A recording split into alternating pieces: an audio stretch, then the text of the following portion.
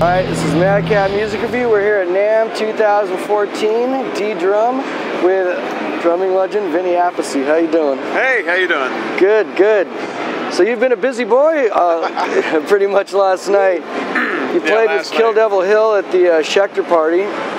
Yeah, that was at 8:30, and then I played at Malone's with Michael Badio and Elliot, Craig Goldie. Luckily, that got pushed back for an hour and a half, so I was able to go back to the hotel and then go to that gig too. And Uli was playing there too as well. Uli Roth, yeah, and we're playing tonight in Ramona, California. Oh wow, good Lord, you've got to be exhausted. Yeah, it's been quite a 4 days here, you know, non-stop. Can you tell us a little bit about your drum kit you've been playing?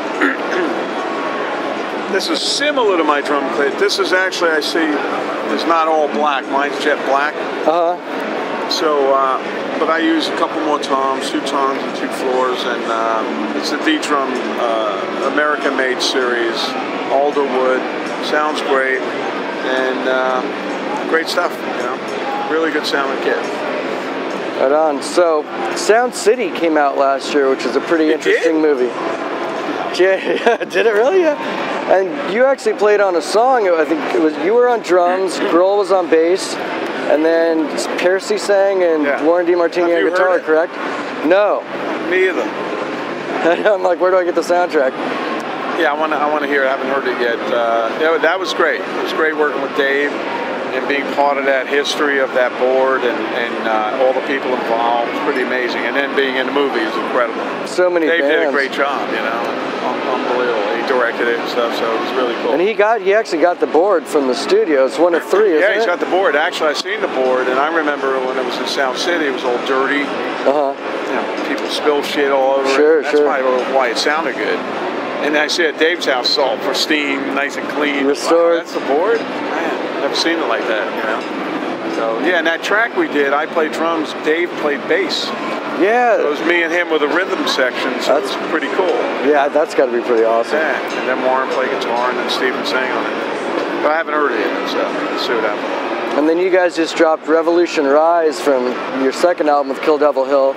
You did a tour, what, October, November last year, was it? We did a tour in October, November, yeah. That came out on Century Media Records, a new record label, and we just switched management and stuff, so we'll see what's going to go on this year. Hopefully get some more bigger tour dates and stuff, you know. Excellent. Push the album. And then one of your highlights, I would imagine, is 2012, you were featured on a cover. Yeah, TV Guide. No, I don't believe it was TV Guide. It was a Drum World? It was Modern Drummer. Modern Drummer, yeah. Never been on the cover.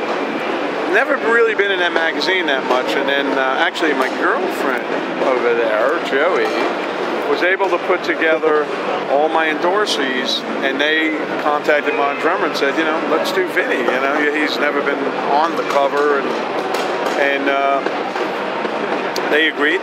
You know, and Billy at the Modern Drummer put me on, and it was awesome.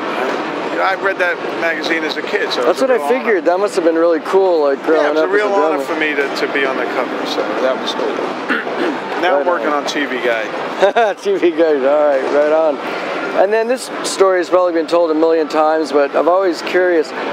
When you first started playing with Sabbath, you had like 0 notice on the Heaven and Hell tour. So you show up to the gig, you've got your kit and you've got your notes on a notebook, and it starts raining. Okay, that was the first gig with Sabbath. Yeah. Not Heaven and Hell, but in 80. Yeah. And for the tour. I went down, played with them. They said, yeah, cool. So we had 4 days rehearsal, but we didn't rehearse that much. And then the next thing you know, the gig came up. There's a big stadium in Hawaii outside. So I wrote all these charts and, you know, stops and what's going on. Playing, then all of a sudden it starts raining, it blows in, the ink starts running on the paper, it's useless halfway through. So then we just winged it, you know? Yeah.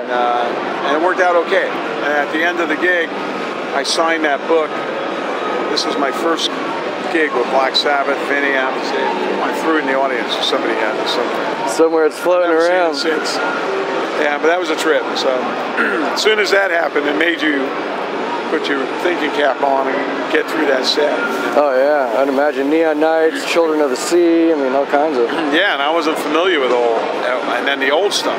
The old stuff's tricky. Oh, the old Sabbath. I guess it's a lot of different changes in it. A lot of times. Yeah, absolutely. Different tempos and stuff, you know. So if you don't know the songs, even if you do know them, you have to play them for a while, you know. And being the rhythm section, I mean, if you're off by a bit, that just throws the singer off completely.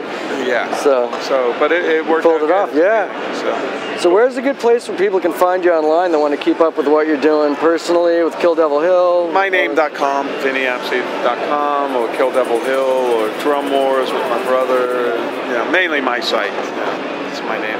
All right, NAMM 2014, drumming legend, Vinny Appice. Thank you so much for having us. All right. Appreciate it. Nice meeting you guys.